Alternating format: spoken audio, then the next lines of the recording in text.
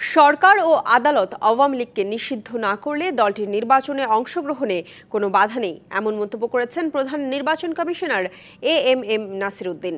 সকালে চট্টগ্রামে সার্কিট হাউসে ভোটার তালিকা হালনাগাদ ও ত্রয়োদশ জাতীয় সংসদ নির্বাচন উপলক্ষে নির্বাচন কর্মকর্তাদের সাথে মত বিনিময়ে তিনি এই কথা বলেন। নির্বাচন কমিশন সম্পূর্ণ স্বাধীন, কমিশনের ওপর কোনো চাপ নেই বলেও জানান সিইসি। বলেন, সুষ্ঠু নির্বাচন করতে সব ধরনের ব্যবস্থা নেওয়া হবে। আগামী 6 মাসের মধ্যে ভোটার তালিকা হালনাগাদ করা হবে। সিইসি আরও বলেন, এবার আগের মতো আর ভোট হবে না। 5ই আগস্টের পরে ভোটের ব্যাপারে জাতীয় ঐক্য সৃষ্টি হয়েছে।